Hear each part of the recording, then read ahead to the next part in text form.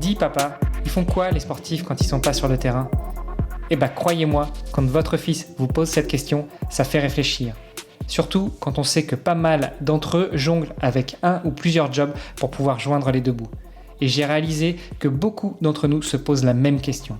C'est pour ça qu'il y a quelques années, j'ai décidé de lancer le podcast Dans les vestiaires pour plonger dans cette double vie. Parce que derrière chaque athlète, il y a une histoire et parfois un autre métier. À peu près au même moment, j'ai rejoint ePlayer, un cabinet de recrutement spécialisé dans les recherches critiques. Alors moi, je suis recruteur tech et avec mon associé, on aide les entreprises à trouver les perles rares, mais on accompagne aussi les entités qui veulent définir ou redéfinir une politique de recrutement. Et je peux vous dire que des sportifs de haut niveau, croisés au gré de nos chasses de candidats, on en a vu un sacré paquet. Et oui, parce que, encore une fois, vivre de son sport n'est pas si facile quand on n'est pas installé au plus haut des podiums depuis des années. Et encore, comme une marque bien installée, il faut y rester et se réinventer sans cesse. Du coup, à travers les histoires inspirantes de mes invités, je vous propose de découvrir comment on peut répondre à nos enfants qui se demandent encore ce que font toute la journée ces sportifs de haut niveau. Parce que oui, entre sport et entrepreneuriat, il y a beaucoup de points communs. Et avec les JO de Paris qui approchent, c'était le moment de redonner vie à ce podcast. Alors restez après l'épisode, je vous donne tous les détails sur notre invité et je vous invite à aller voir la page sur le site vestiaire.org pour pouvoir le soutenir dans ses projets. Allez, c'est parti pour un nouvel épisode. Salut les sportifs, c'est Armano et je suis très heureux comme d'habitude de vous recevoir pour un nouvel épisode du podcast Dans les vestiaires. Aujourd'hui, on va parler avec une athlète au sens de pratiquante d'athlétisme, mais elle ne fait pas que courir, elle va revenir avec nous sur tout ça. En plus, elle a un métier, bah oui, parce que pour financer sa carrière et puis pour se changer les idées aussi, pour trouver son équilibre, c'est un sujet qu'on aborde souvent sur le podcast. Enfin bref, trêve de suspense, je suis très heureux de tendre le micro à Margot Nicolin. Salut Margot. Salut les sportifs, salut Armano. Oh, j'adore, t'as repris ma petite accroche, j'adore. Tu sais, pour la petite histoire, je suis en train de travailler pour apprendre la prise de parole en public avec Cyril Blanchard qui propose une formation qui s'appelle Champion de ma vie. Et justement, je commence mon talk. Alors, j'en suis très très loin d'être arrivé là où je voudrais, mais je commence le talk avec Salut les sportifs et j'explique un peu pourquoi. Donc, ça me fait très plaisir d'entendre quelqu'un qui me renvoie l'appareil et qui utilise cette accroche. Et d'ailleurs, s'il y en a d'autres qui écoutent et qui ne sont pas encore passés dans le podcast, n'hésitez pas, ça me fera super plaisir. Bon, voilà, c'était pour détendre un peu l'atmosphère, pour te faire rire encore plus que la grosse banane que tu abordes depuis tout à l'heure, depuis qu'on parle un peu en off. Ça fait plaisir d'échanger avec toi, Margot. Ouais, c'est plaisir partagé. Merci de ton invitation. Je te propose qu'on rentre direct dans le vif du sujet. La première question de ce podcast est toujours la même. J'aimerais en savoir plus sur mes invités. Donc, dis-nous tout. Qui est Margot Nicolin ? Waouh. C'est assez marrant comme question parce que moi, j'ai tendance à me définir par tout un tas de choses. Donc, à mon sens, une personne n'a pas une seule identité. Mais je vais essayer de résumer un peu en parlant de casquette. Déjà. Alors, je t'ai pas demandé ton identité, ouais. Je t'ai demandé qui tu étais. Après, tu l'as défini comme tu veux. Et puis moi, je t'ai dit, je vais pas jouer à ça avec une prep mentale. Okay. Bah écoute, je suis un être humain de genre féminin, de 28 ans aujourd'hui. Voilà, et c'est par-dessus, après on met des casquettes. Eh ben, mettons des casquettes. La première casquette que tu abordes depuis que tu es toute petite. Ouais, ça c'est la casquette sportive. C'est quelque chose qui est arrivé très très tôt dans ma vie. Le haut niveau a commencé quand j'avais 17 ans. Et donc ça fait plus de 10 ans aujourd'hui dans le sport de l'athlétisme, qui est un sport familial chez moi. J'avais des parents sauteurs en hauteur, j'ai eu un frère lanceur de javelot, un autre basketteur. Et moi, j'ai plongé aussi dans le lancer de javelot très tôt. Et voilà, c'est quelque chose que je nourris depuis bien des années et qui a été, j'aime bien le dire, l'école de ma vie. Waouh, bah écoute, on va pouvoir détailler un petit peu tout ça. Donc, de famille sportive, déjà à la base, tu nous as dit des parents sauteurs en hauteur. En hauteur, ouais. Waouh. Et quels étaient leurs records ? Alors, si tu as des parents, un papa et une maman, ouais. comme tout le monde, ouais. Donc j'imagine papa sautait plus haut que maman, parce qu'en général, oui. C'est ça pour l'instant. Il n'y a que dans le trail ou dans les épreuves d'endurance de très longue distance que les femmes commencent à se rapprocher des records des hommes. Ouais, ça c'est ça. À très haut niveau en athlétisme, on a encore une grosse différence entre les deux genres. Mon papa a sauté 2,16 m quand il était très jeune et ensuite il a été arrêté dans sa carrière par une grosse blessure au dos. Il a jamais pu la poursuivre. Donc il était un très grand athlète en devenir et il a été avorté. Et ma maman, un peu la même histoire, elle a sauté 1,80 m en hauteur et pareil, des blessures, elle, au genou, l'ont poussée à rendre le tablier assez tôt. Et puis finalement, ils l'ont bien transmis et dans le club de ma ville natale qu'ils ont repris dans notre arrivée dans le Jura et à leurs enfants. Oui, parce que là, on se parle, tu es à Grenoble, mais tu n'es pas grenobloise de naissance. C'est ça. Je viens d'un petit village qui s'appelle Saint-Claude, une petite ville qui s'appelle Saint-Claude dans le Jura. Alors pour ceux qui connaissent pas trop, c'est à peu près au même niveau que Genève quand on trace une ligne, mais de l'autre côté de la frontière, pas très loin de Lyon. C'est les grandes villes à côté, quoi. Ouais, le bas du Jura, alors, hein, pas tout en haut, pas côté Lausanne, mais vraiment côté Genève, comme disent les Suisses. Ouais, c'est ça. Mais nous, on appelle quand même ça le Haut-Jura, pour le coup. Bon, écoute, il y a des contradictions parfois. Attention aux Jurassiens qui écouteront, ils seront pas contents si on leur dit que le Saint-Claude, c'est le Bas-Jura. Bah, du coup, je n'enverrai pas ça à mes amis jurassiens, et notamment à Cyril Blanchard, dont on parlait tout à l'heure. Je me garderai des remarques et des commentaires désobligeantes pour quelqu'un qui est, comme moi, un profane. Pour moi, le Jura, le Jura en haut, le Jura en bas. Je voudrais que tu nous présentes aussi un petit peu ton palmarès, parce que déjà, tu nous as pas forcément dit quel sport tu faisais, un peu en pointillé, mais au-delà de nous dire que tu faisais de l'athlétisme, on sait pas encore trop. Et puis ouais, nous présenter un peu ton palmarès, quand est-ce que ça a commencé et où est-ce que tu vas maintenant? Ok. Donc moi, c'est le lancer de javelot que je pratique depuis très très longtemps. Quand j'étais enfant, en fait, ce qui m'a fait tomber là-dedans, c'est le fait que c'était la discipline où j'excellais vraiment par rapport aux autres. Et pour être tout à fait honnête avec les auditeurs, quand j'étais enfant, moi, ce qui m'a fait accrocher ça, c'était parce que je gagnais. Et gagner était égal à de la reconnaissance. Donc c'était un calcul très simple pour moi. Et c'est petit à petit que j'ai appris à aimer le sport en ce qu'il était en lui-même. Et en fait, j'ai été repérée très vite par la Fédération française d'athlétisme parce que je mettais 10 mètres à mes concurrentes. Et donc j'avais une sorte de talent avec ça et donc j'ai fait ma première sélection en équipe de France à 17 ans. J'ai même été surclassée, j'étais dans la catégorie cadette et on m'a conviée au championnat du monde junior à Barcelone en 2012. Et ensuite j'ai enchaîné toutes les sélections possibles dans toutes les catégories jeunes. Donc j'ai aujourd'hui 16 sélections en équipe de France mon actif et j'ai eu à peu près 9 titres de championne de France, 2 records de France, un de l'âge de 18 ans et un de l'âge de 23 ans, des moins de 23 ans. Une médaille internationale et puis ma plus grosse perf en championnat, elle était lors des championnats d'Europe espoir en 2017. Voilà. Bon, 2017, ça remonte quand même. Ouais, ça remonte. Et plein de choses. Qu'est-ce qui s'est passé depuis? Alors moi, j'ai une carrière assez en dents de scie, liée à beaucoup de blessures. Si tu veux, j'ai eu, par exemple, 2017, c'est une année où j'ai fait des grosses perfs, mais dans l'année, j'ai eu des grosses blessures aussi, comme une énorme désinsertion d'un ligament du coude.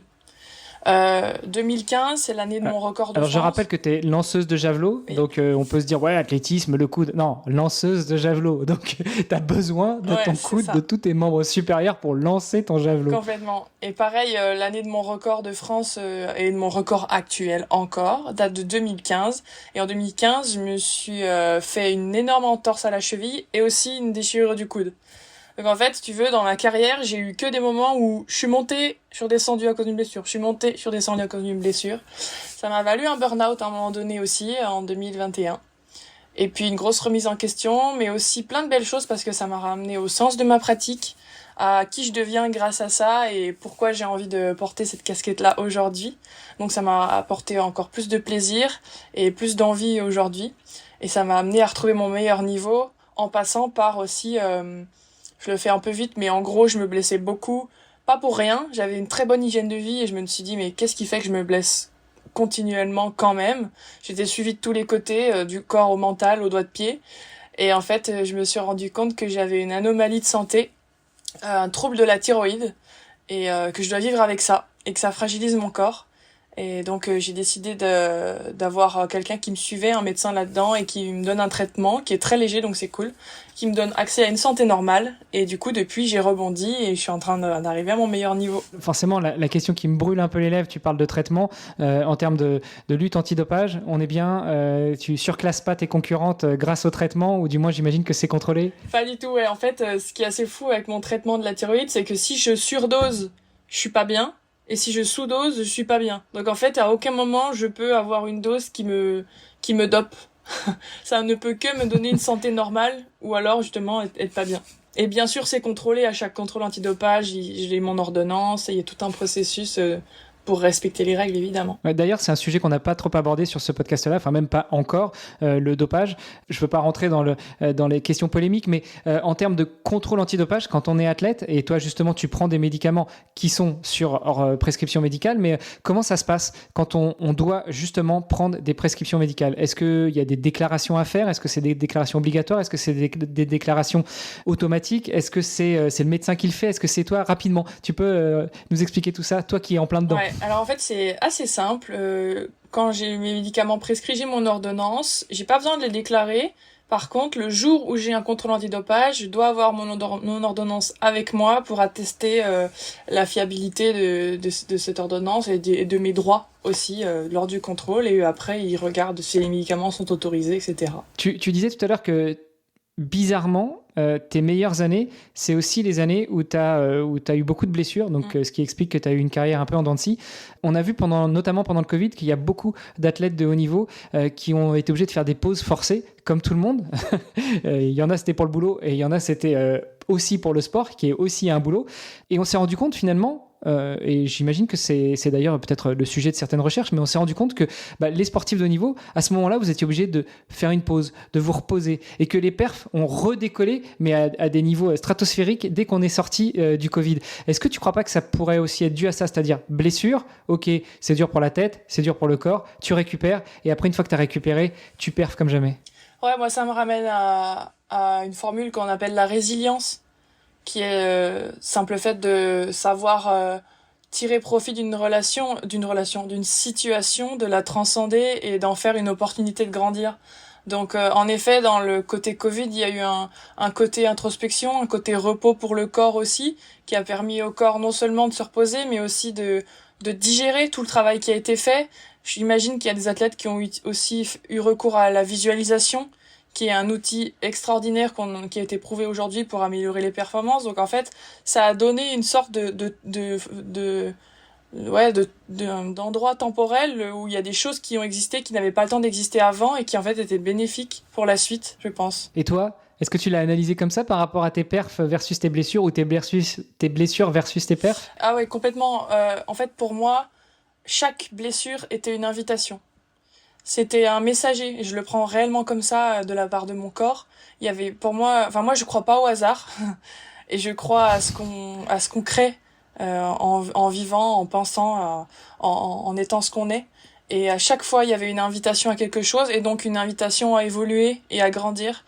Et à chaque fois, ma blessure correspondait à un état émotionnel que je vivais dans l'instant, que ce soit un accident ou pas. Ça m'a mené à créer quelque chose et à évoluer. Wow, ouais, on sent qu'il y a de la réflexion. On sent que c'est aussi ton métier, la préparation mentale, non? Et j'y suis venue en partie pour ça, si tu veux. Moi, la psychologie, c'est quelque chose qui m'a passionnée parce que je suis rentrée dedans en travaillant avec une psy. Peut-être que tu connais ce nom, c'est Meriem Salmi. Moi, ça me dit rien, mais Okay. écoute, j'irai me renseigner. Puis j'aime bien avoir des noms comme ça. Ça me permet d'aller rencontrer des profils, éventuellement les inviter sur le podcast aussi. Bon, je te laisse découvrir. Je pense qu'il y a certains auditeurs qui doivent connaître ce nom-là parce qu'on l'a vu pas mal à la télé. Elle accompagne un très grand sportif français, donc je te spoil pas, je te laisserai le plaisir de les découvrir. Mais c'est pour ça que je connais pas. Tu sais, j'ai fait 15 ans à l'étranger, donc forcément, j'avais pas la télé. Donc là, je reviens, je redécouvre le monde. Ok. Et donc moi, cette dame, non seulement elle m'a aidé à sauver ma propre vie, mais en plus de ça, elle a nourri ma curiosité et elle m'a aussi poussé à voir que le cerveau était une clé pour le sport, mais aussi pour la vie en général, et que comme un muscle, c'est important d'en prendre soin.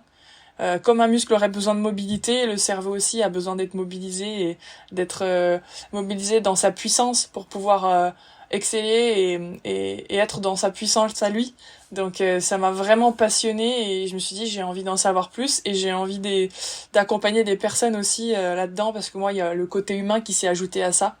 Alors j'ai pas fait des études de psycho du coup par contre, mais j'avais plutôt envie d'être dans un côté coach où on va plutôt aller vers l'avant avec la personne et aller l'accompagner à avancer vers un objectif. Tout à l'heure, pour rigoler en off, tu me disais justement que tu avais fait une séance de prep mentale un peu avant qu'on se parle. Et je te disais, la prep mentale qui fait de la prep mentale. Puis en fin de compte, ça tombe sous le sens. C'est comme les athlètes qui sont eux-mêmes entraîneurs, mais qui sont entraînés. C'est comme les profs qui sont aussi élèves parfois sur d'autres sujets. Donc ça fait du sens. Toi, maintenant, tu es préparatrice mentale, en plus d'être une patiente d'une préparatrice mentale. Est-ce que tu arrives toujours à mettre en pratique tout ce que tu travailles de ton côté, à titre personnel, et à le transposer aussi parfois pour tes patients? Ouais, complètement. Moi, je m'auto-coach énormément.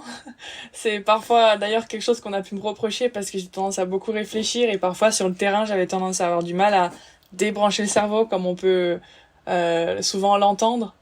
Mais donc ça voulait dire surtout j'avais du mal à être vraiment dans le présent et dans l'état de flow. Par contre, moi, le côté coacher d'autres personnes, ça me fait énormément avancer. Je me nourris beaucoup de mes coachings parce que mes coachés m'apprennent beaucoup de choses parce que ils ont leur regard aussi sur leur vie, sur leur situation. Et parfois, je me dis, ah tiens, ça c'est hyper intelligent. Ah ça c'est intéressant, je vais essayer de mon côté. Et il y a même d'autres cas où il y a quelqu'un qui vient me demander quelque chose, qui vient avec une problématique et c'est un truc que soit j'ai déjà vécu, soit que je suis en train de vivre. Donc ça me fait moi-même évoluer aussi. Et je pense que dans la vie, n'importe qui peut être notre professeur. Je laisse un peu de blanc pour laisser les gens réfléchir à ça. Dans la vie, chacun peut être professeur. Ouais, écoute, c'est une belle réflexion. Toi, tu disais, tu n'as pas fait d'études de psycho, tu as fait des études dans le sport, en STAPS. Pourquoi tu t'étais dirigé vers le STAPS? Est-ce que c'est parce que tu étais athlète de haut niveau et puis tu te disais, tiens, je vais aller au plus facile, ou est-ce qu'il y avait vraiment quelque chose qui t'attirait dans des études de sport? Il y a les deux. On va dire que c'était dans ma fibre. Moi, ma fibre, c'est le mouvement, c'est le corps. Depuis toute petite, je bouge dans tous les sens. Avec l'athlétisme, j'ai essayé plein de sports et dans ma famille, on a tous toujours été vivants par le mouvement. Donc c'était assez une suite logique que d'étudier le mouvement en STAPS. Mais bien sûr, à 18 ans, j'avais aucune idée de ce que je voulais faire parce que j'avais nourri jusqu'alors que mon identité de sportive. Et donc j'avais pas du tout de recul sur les autres puissances qui pouvaient vivre en moi.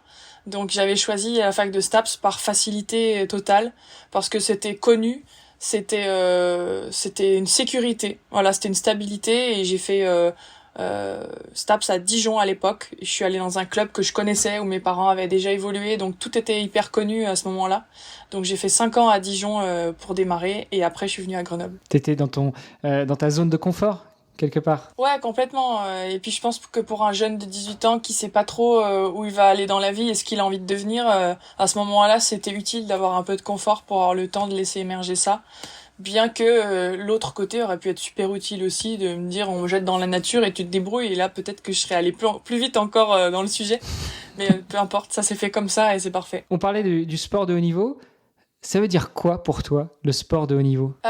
Pour moi, ça veut dire être en capacité de se déployer, c'est être en capacité de piloter un très haut niveau de tension, c'est être en capacité d'avoir envie d'atteindre une forme d'excellence, et c'est une forme d'expression à son plus haut point. C'est vraiment un déploiement total de son potentiel et une expression totale de son potentiel. Et tu parlais de niveau de tension, de pression. Tu as parlé de flow aussi tout à l'heure. Alors moi, le flow, ça me parle parce que je cours. J'ai couru beaucoup, mais au javelot, en fait, quand on lance le javelot, c'est combien la course sur un lancer de javelot? J'imagine que tout ça, c'est très millimétré. Donc, vous pouvez courir combien de mètres au maximum? La piste, elle fait 30 mètres en général, le maximum. Et en moyenne, les courses d'élan font de 15 à 25 mètres, quoi. Et tu arrives à ressentir cette sensation de flow sur 15 à 25 mètres? Bien sûr. Et est-ce que tu as déjà réussi à décortiquer, surtout toi qui es dans le métier, dans la partie, à tous les niveaux, aussi bien sportif que du cerveau, mais est-ce que tu as déjà décortiqué ce qui arrive à déclencher cet état de flow? Ouais, bien sûr. C'est des choses qu'on apprend. il y a plein de critères et ça a été énormément étudié. Il y a plein de bouquins à ce sujet, donc oui, il y a plein de réponses. Pour toi, je parle, pour toi.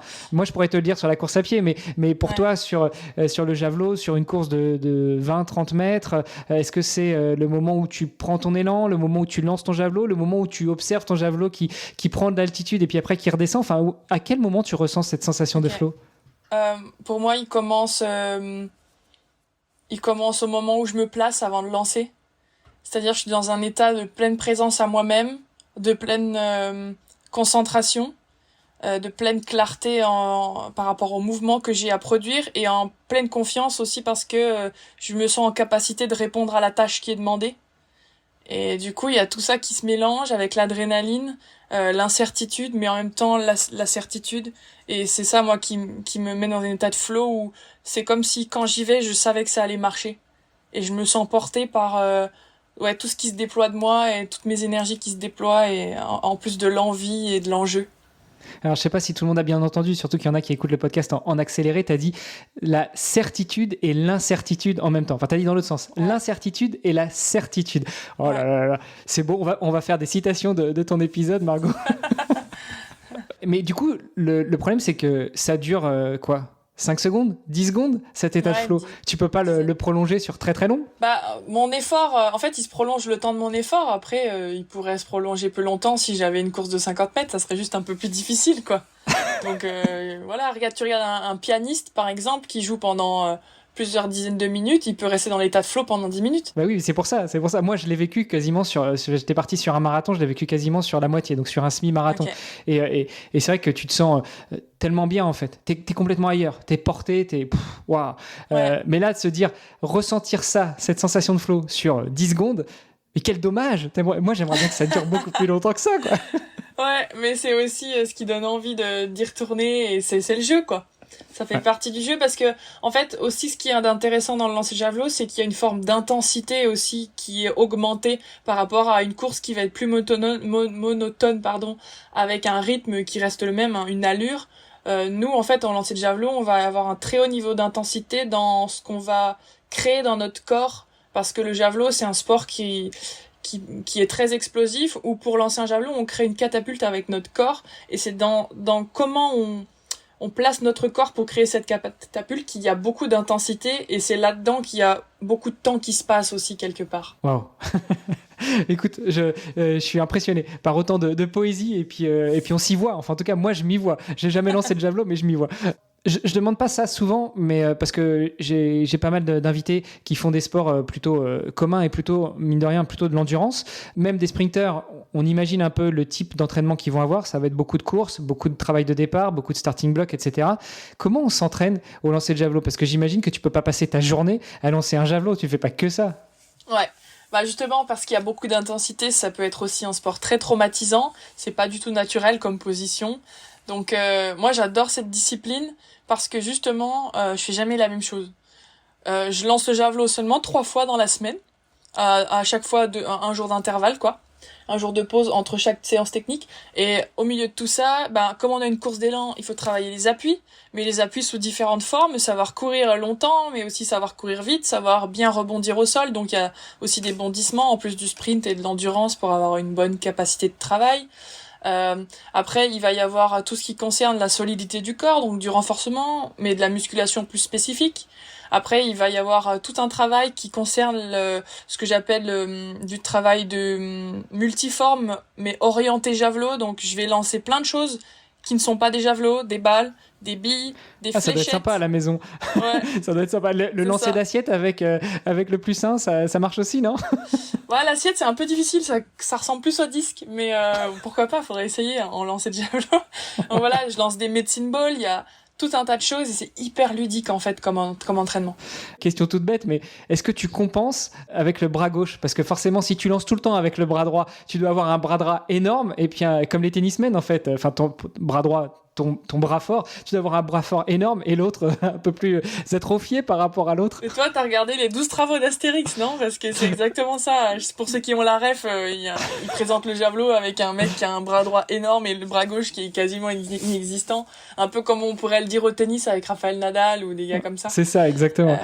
Non, moi, l'image que j'avais, là, tu vois, on parlait de javelot. L'image que j'avais quand tu disais qu'il fallait mettre beaucoup de puissance à un moment, c'était Dragon Ball Z. J'imagine bien, tu sais, puis d'un seul coup, toute la puissance qui sort juste d'un bras pour balancer le javelot.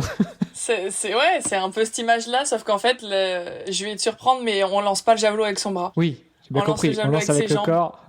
Voilà, donc c'est pour ça que le bras n'est pas forcément beaucoup plus gros que l'autre.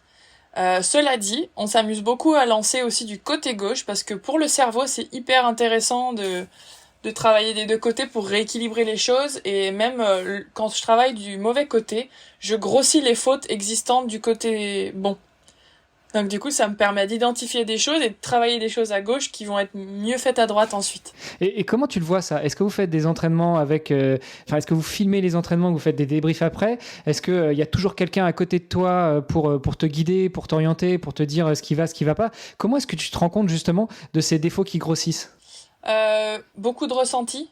Je pense qu'au bout d'un moment, ça dépend des âges, mais moi, avec mon niveau d'expérience, c'est beaucoup lié au ressenti. Bien sûr, on utilise des caméras, et la plupart du temps, mon coach est là. De temps en temps, j'ai des séances autonomes et j'aime bien me filmer. Mais le mieux, c'est d'affiner son ressenti pour qu'il soit vraiment fidèle et efficient. Ton record, je voyais, et puis tu nous l'as dit, que ton record, il date de 2015, ton plus beau lancer, plus de 59 mètres. Ouais. Ça représente quoi par rapport aux records mondiaux? Oh waouh, le record du monde, il est de l'ordre de 72 mètres 28 chez les femmes. Bon, je dois quand même dire que c'était dans une époque où on sait pas trop ce qu'il y avait dans les bouteilles d'eau. Ah non, on a dit qu'on parlait pas de ça. Mais la personne qui a fait ce record, qui s'appelle Barbara Spotakova, est une athlète extraordinaire qui, toute sa carrière, a lancé plus de 65 mètres. Donc en fait, peu importe, elle a eu une carrière vraiment très belle et elle a bien montré qu'elle était au-dessus et qu'elle avait des capacités hors normes. Donc voilà... Et sinon, dans le gratin mondial, les très bonnes perfs sont vers 68, 65, par là. Si tu veux, le podium au JO, c'est toujours à peu près ça, 65 mètres, 66, 67, ça dépend. Bon, il te reste 6 mètres, ça va. Voilà. Ouais. Bah, tu vois, la fédération pour les Jeux, elle demande 64 mètres, et 64 mètres, c'était la 3e place au JO de Tokyo. Oui, alors on va pas revenir sur le côté politique des règles de sélection et de qualification pour les Jeux Olympiques, quelles que soient les fédérations, et j'ai beau parler avec beaucoup de sportives et sportifs de haut niveau, c'est toujours un petit peu alambiqué et puis sujet à discussion. On parle des Jeux, justement, c'est aussi le sujet du podcast. Toi, si j'ai bien compris, t'es en lice pour aller aux Jeux de Paris qui auront lieu dans quelques mois, une petite fête de campagne en France où on va avoir beaucoup de sportives et de sportifs, non? Ouais, complètement. Complètement, c'est le projet. Et alors, t'as quand même pas mal de boulot puisque ton meilleur lancer est à 59. Là, les minima sont à 64. Comment t'orientes ton organisation, ta préparation? Et puis, quelle est ton échéance? Parce que j'imagine que t'as pas jusqu'au mois d'août pour faire 64 mètres. Si je commence par la réponse de l'échéance, en fait, on a 2 critères pour se sélectionner. Il y a bien sûr 64 mètres, mais j'ai aussi jusqu'au mois de juillet pour me classer au ranking mondial. En gros, au championnat du monde comme au JO, on est à peu près 32 parce qu'il y a 2 concours de 16 lanceurs en qualification. Donc en gros, ils prennent les 32 meilleurs du monde, à 3 par pays. Donc en fait, ce qui se passe, c'est que si moi je fais partie des 32 au bilan mondial, au ranking, la Fédé internationale va envoyer une invitation à ma Fédé française pour leur dire votre athlète fait partie des 32, est-ce que vous l'envoyez ou pas? Et donc pour rentrer dans ces 32, à ce jour, on a calculé qu'il fallait à peu près faire 60 mètres, mais avant on apparaissait au ranking mondial avec notre meilleure perf. Aujourd'hui ça a changé, on apparaît au ranking avec la moyenne de nos 5 meilleures performances. Donc si je lance autour de 60 mètres 5 fois, je peux potentiellement avoir ma qualif au jeu. Sachant que faire ça me donne aussi accès à 64 mètres parce que à un moment donné, si je fais 5 fois 60, il y a les 64 qui sont pas loin. J'imagine.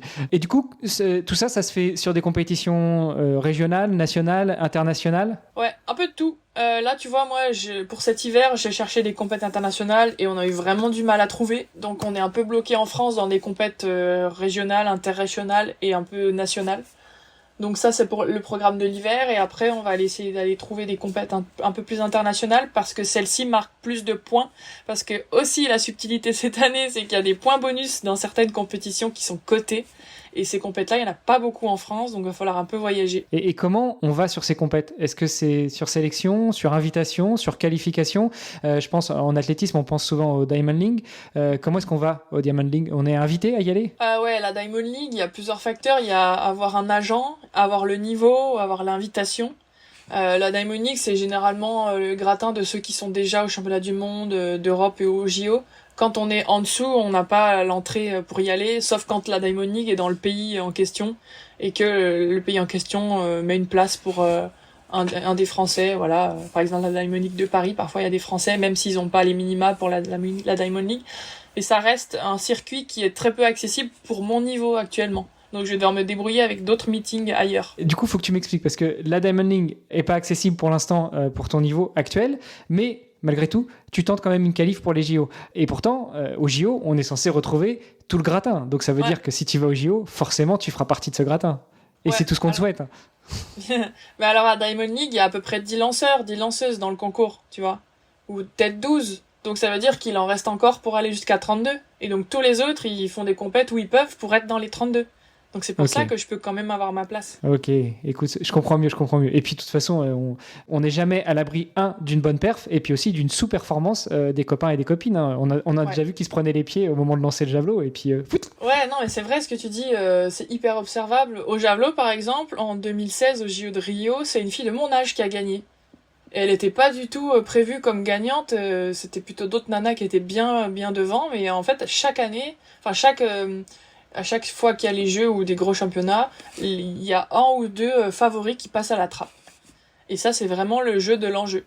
Ouais, et puis l'histoire du pic de forme dans le sport, on sait de mieux en mieux le calculer, mais malgré tout, le corps reste une belle machine et qui parfois nous joue des tours. Ouais, c'est ça, c'est vraiment multifactoriel, il n'y a pas que le physique, ça peut être d'ailleurs. Et puis on peut penser aussi au mental qui là aussi joue un rôle important, parce que j'imagine que quand c'est tes premiers JO, t'as beau être dans le gratin mondial depuis 4 ans, ça doit faire quelque chose quand même. Ouais, je pense que pour n'importe qui, c'est un événement extraordinaire et il y a un doux mélange entre l'envie de profiter et d'exulter de la magnificence du moment avec l'envie de vraiment être présent le jour J et de faire la meilleure compète de sa vie, quoi. Donc c'est tout plein de choses qui vont stimuler le corps et tout le monde ne le pilote pas de la même manière. On espère en tout cas que toi tu le piloteras très bien, parce que je suis persuadé qu'avec toute l'énergie que tu mets, tu y seras. Comment tu te prépares justement mentalement alors sur 2 pans. Déjà si tu y vas, est-ce que vous commencez déjà à le préparer avec ta préparatrice mentale ?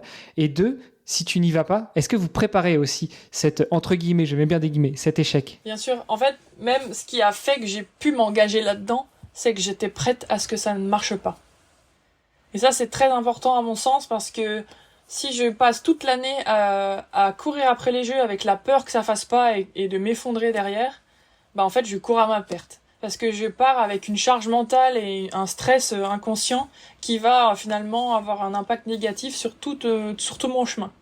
Alors que si je pars avec le fait d'être OK que ça ne fonctionne pas, je sais que ma vie va continuer derrière et que je vais retomber sur mes pattes et qu'en fait ce qui compte c'est le chemin que je vais parcourir jusque là-bas.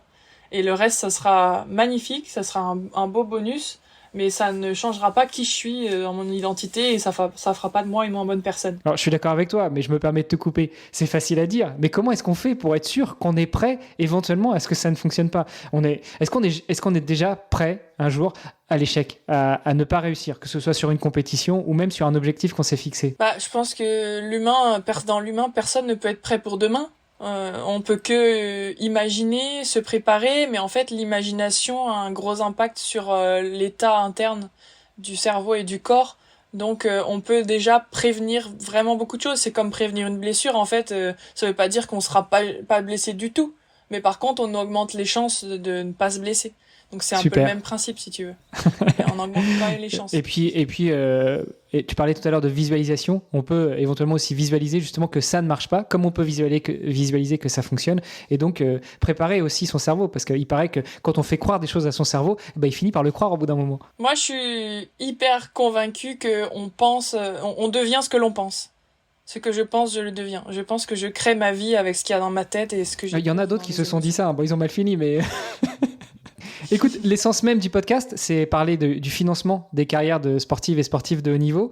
Je t'ai redécouverte en voyant des posts qui passaient sur toi et sur le fait que justement tu étais un petit peu en galère pour financer ce projet olympique 2024. Alors déjà, combien ça coûte de se préparer à une campagne olympique ? Une saison comme celle-là, si elle est optimisée, t'es autour de 30 000 euros, facile. Et on peut toujours aller plus loin, hein. Il y en a qui disent même 50 000, donc ça dépend. Moi, j'ai fait un budget prévisionnel et c'était à peu près ça. Et tu mets quoi dans ton budget prévisionnel ? J'y mets tous les déplacements en lien avec les compétitions cotées à l'étranger. Et dans ces déplacements, il y a moi, mais il y a aussi l'entraîneur si possible. Et puis forcément, il y a le déplacement, mais il y a aussi l'hébergement, la nourriture, donc ça va très très vite. Imagine que j'aille faire une compète en Australie, c'est 2 000 euros l'aller-retour, un truc comme ça, donc ça va très vite si on est plusieurs à y aller. J'y mets des stages d'entraînement, parce que moi quand même je m'entraîne à Grenoble et l'hiver je suis sous la neige, dans le froid. Et... C'est sympa pour lancer le javelot, au moins t'es sûr de pas shooter quelqu'un, non ? Ouais, c'est sûr qu'il n'y a plus personne sur le stade à ce moment-là, et puis une bonne visibilité dans le blanc. Mais voilà, c'est pas forcément idéal pour se préparer, donc c'est toujours bien de pouvoir faire quelques stages au soleil, et c'est pareil, ça coûte plus ou moins cher selon la destination, si on prend l'avion, etc. Après, il va y avoir tout un tas de soins physiques liés à la récupération. Il y a des choses qui sont pas remboursées. L'ostéo, c'est pas toujours remboursé. Enfin, il y a tout un tas de choses. Des fois, il y a des honoraires aussi par rapport au kiné en plus. Il y a, si je veux faire une vraie récup, avoir accès à, je sais pas, de la balnéothérapie. Donc, il y a tout un tas de choses comme ça qui se cumulent, des semelles de podologie, enfin, tout un tas de choses comme ça. Ensuite, il va y avoir tout le matériel. Tu regardes aujourd'hui le prix des chaussures, c'est 150 balles, des chaussures de running, des chaussures de javelot, ça devient le même prix aussi. Il y a un javelot, ça coûte 1 000 euros. Pour exemple, l'année dernière, j'avais un javelot tout neuf et au championnat de France, je l'ai retrouvé tordu, donc il est mort. Donc 1 000 euros en une année envolé. Et il en faut plusieurs pour pouvoir lancer à l'entraînement sans faire des allers-retours sans arrêt et perdre trop de temps. Et puis changer de javelot selon les conditions aussi de ouais, puis j'imagine que vous changez aussi de javelot par rapport, ne serait-ce que pour travailler. Vous avez des javelots avec un certain poids et puis d'autres un peu plus lourds, un peu plus légers, etc. Ouais, exactement. Ouais, tout à fait.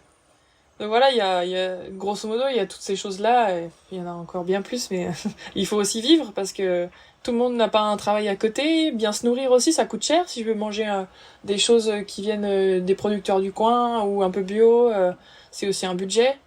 Donc il y a tout un tas de trucs qui... Ouais, ça c'est un sujet qui, je pense, est pas forcément compris non plus par le grand public. Dans le financement de la carrière des sportifs de haut niveau, il n'y a pas que le coût lié au sport, il y a aussi le coût de la vie. Parce que finalement, si tu fais du bi-quotidien, du tri-quotidien, plus le temps de récupération, plus un petit job à côté, même sans être un temps plein, au final, il faut quand même réussir à manger et à payer le loyer. Et tout ça, tu l'intègres pas forcément dans un budget que tu vas présenter à un partenaire ou à un sponsor. Pourtant, c'est bête à dire, mais moins tu vas travailler entre guillemets et plus tu vas pouvoir te concentrer sur ta performance et donc tu as besoin de moyens pour ça. Ouais, c'est complètement vrai et en plus la plupart des sportifs de haut niveau ne travaillent pas donc ou alors au contraire ont un petit job à côté donc mais qui suffit à peine à combler ça et si en plus derrière tu rajoutes un prep mental un prep physique, t'en as vite pour 5 000 euros l'année et bon, le budget il est bouclé quoi. C'est ça, exactement. Tu manges des pâtes tous les jours. et c'est pas super bon en termes de nutrition et en termes de diversification de l'alimentation. Donc toi, t'as ce budget-là, tu nous as dit, c'est sur une saison comme celle-ci optimisée, c'est-à-dire la saison pour la course aux Jeux Olympiques. Admettons que tu fasses, là tu me disais que ce week-end, tu vas avoir ta première compétition de l'année, tu fais un super lancer, 70 mètres. T'arrêtes là toutes les compétitions ou au contraire t'es obligé de continuer les compétitions ne serait-ce que pour avoir plus de chances encore d'être qualifié? Non, je devrais continuer parce que en fait ma sélection elle dépend aussi de mon niveau de performance lors des championnats de France qui seront un mois avant. Super, ça c'est bien placé ça encore une fois. Et à ce moment-là la Fédé nous demande d'être en forme un mois avant à notre meilleur niveau donc au niveau des minima. Et si possible de gagner le championnat. Bien sûr, comme ça le pic de forme, on est sûr de le mettre pile poil au niveau des championnats de France, c'est pas au niveau des JO, c'est top ça. Bon, on va pas rentrer dans la polémique. Écoute, la Fédé a ses raisons, hein, surtout en année olympique, avec les JO, les Jeux olympiques et paralympiques qui sont en France, tant qu'à faire. Hein, pourquoi est-ce qu'il faudrait faire belle figure? Bref, ça c'est ton budget idéal pour la saison. Comment est-ce que tu boucles ce budget? Pour boucler ce budget, alors moi c'est la première année de ma carrière que je fais appel à de l'aide, que ce soit à des partenaires ou même les gens. Donc moi cette année j'ai eu plusieurs démarches. J'ai d'abord lancé une cagnotte parce que voilà, moi je finance ma carrière toute seule avec l'aide de mes parents et c'est évidemment pas suffisant. Je pouvais même pas avoir 10 000 euros pour ma saison, donc j'ai fait appel au système de la cagnotte pour demander des dons des gens qui avaient envie de participer à mon projet et de prendre part à l'aventure, parce que c'était pas simple sur le moment. C'était difficile de se dire bon bah je vais faire la quête un peu quoi. Voilà. Et en même temps, j'ai vraiment réalisé à quel point les gens sont heureux de donner de leur cœur là-dedans et de mettre un pied dans le projet et de me permettre moi de m'élever pour qu'on s'élève tous ensemble finalement, et que ce qui rayonne au final, c'est surtout des valeurs, c'est surtout un chemin humain, c'est surtout un déploiement d'un humain qui va aussi inspirer d'autres humains. Donc les gens aiment participer à ça et ça m'a beaucoup touchée et ça m'a donné une force vraiment extraordinaire. Ouais, je m'entraîne avec ça en tête et c'est encore plus fort. Ça booste encore plus. Hein. Et ensuite, ouais, c'est complètement dingue tout l'amour que je reçois à travers ça, c'est hyper touchant. Du coup, je le fais pas que pour moi, je le fais aussi pour tous ces gens-là et c'est un autre moteur. Ensuite, j'ai eu la démarche de faire appel à des entreprises. Donc j'ai fait une prospection sur LinkedIn notamment. Et en fait, les choses ont fait que j'ai eu deux choses. J'ai eu une personne, un truc qui est tombé du ciel, mais magnifique. Un monsieur qui s'appelle Daniel Germont, qui est l'adjoint au maire de Dole, qui avait lu un article dans le journal de moi, qui voyait que j'avais du mal à trouver des sous et que j'avais lancé une cagnotte. Et en fait, il m'a fait un don énorme, stratosphérique, pour m'aider. Voilà, d'un particulier comme ça. Bah Daniel, si tu nous écoutes, on t'embrasse et on te remercie. Ouais, merci beaucoup Daniel. Et à côté de ça, j'ai aussi mon réseau a fait qu'il y a une entreprise qui cherchait une sportive, et une personne dans l'entreprise me connaissait et leur a parlé de moi, et en fait ça a matché, et du coup c'est France Mutuelle, je peux le dire maintenant parce que c'est sorti au grand public, et du coup c'est cette entreprise là qui va m'accompagner, qui m'accompagne pour tout ce chemin-là. Et en plus, moi, ce que j'adore, c'est que je vais avoir une contribution aussi chez eux, où je vais pouvoir intervenir en tant que sportive, mais aussi je vais pouvoir emmener ma casquette professionnelle de coach dans leur entreprise par la suite. Donc c'est hyper nourrissant pour moi, parce qu'il y a un pendant et il y a un après aussi, quoi. Wow. Bah écoute, c'est top. Du coup, là, ça va, ta saison, elle est assurée. Ouais, je suis à peu près à 20 000 euros et c'est top, parce que moi j'avais dit, ok, il me faudra 10 000 minimum, et là je suis à 20 000, donc c'est magnifique. Alors tout à l'heure, tu nous as dit 30. Finalement 20, 30 c'est pour être tranquille pépère, et puis plus voilà, trop faire de préparation mentale, en tout cas jusqu'aux sélections. Non, c'est pas ça, c'est juste dire ok, si j'ai 30 000, ma qualification ne dépend plus que de moi. C'est vraiment là, tout est optimisé et j'ai plus de charge mentale de oh mince, il va me manquer quelques milliers pour aller faire telle compète ou quoi. Donc à 30 000 tu vas en Australie, à 20 000 tu vas en Turquie. Ouais, exactement, t'as compris, c'est ça. Mais les deux sont faisables, donc c'est ok. Bon, bah écoute, félicitations pour ça, parce que déjà, t'as eu le courage d'aller demander et puis de décrocher des partenariats. Malgré tout, si vous voulez toujours soutenir Margot, il n'y a pas de souci, hein, vous pouvez la contacter via le podcast ou via ses réseaux sociaux. Elle va nous dire justement où est-ce qu'on peut te contacter, Margot, où est-ce qu'on peut en savoir plus encore sur toi, t'envoyer des petits messages d'encouragement ou alors avoir l'adresse de ta cagnotte. Alors, on peut me suivre sur Instagram, je suis de plus en plus active, j'essaie de montrer de plus en plus ce que je fais, mais aussi la plus-value de ce que je fais, c'est-à-dire d'apporter au grand public aussi des choses à prendre dans ma manière de voir la vie et de pratiquer mon sport. Voilà, d'apporter une ouverture d'esprit sur ce que je fais. Il y a bien sûr le lien de ma cagnotte Litchi sur mon profil Instagram. Aussi, je commence à être de plus en plus active sur LinkedIn aussi, avec l'intention de partager aussi des petits tips de ma carrière, des challenges que j'ai vécus, partager mon histoire et comment je fais ça, comment j'accueille ça dans ma vie comme quelque chose de de constructeur de ma vie d'après. Voilà, donc notamment Instagram et LinkedIn.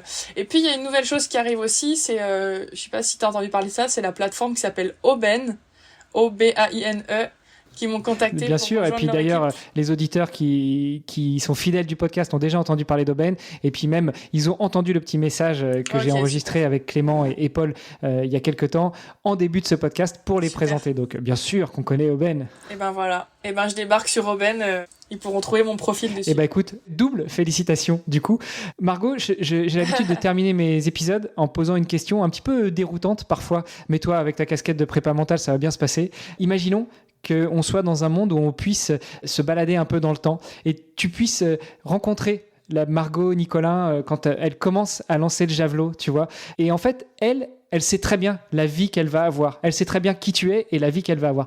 Qu'est-ce que tu crois qu'elle te dirait en te voyant ? Ah, donc la petite Margot, elle me dirait quelque chose. Ouais. Elle me dirait merci. Ah, c'est pas mal, c'est une belle approche. Je pense que je serais son héros, entre guillemets. Je serais la fille qu'elle rêve d'être. Donc elle me dirait merci d'exister et d'avoir su le faire. Et j'arrive, quoi.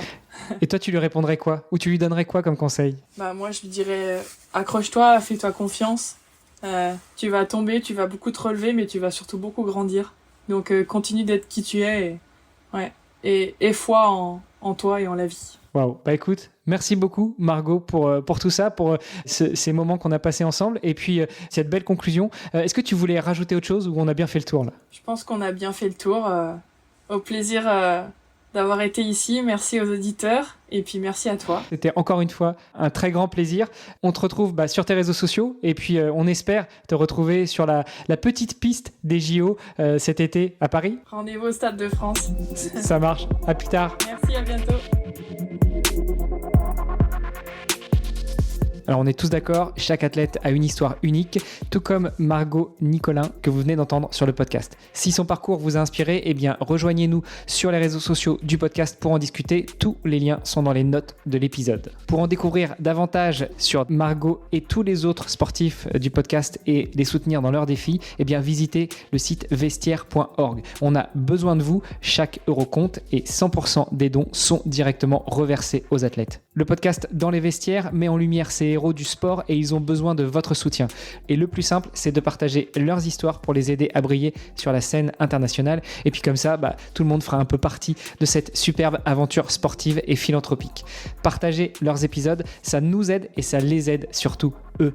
Allez, sportez-vous bien, entraînez-vous bien et on se retrouve bientôt pour un nouvel épisode. Salut les sportifs!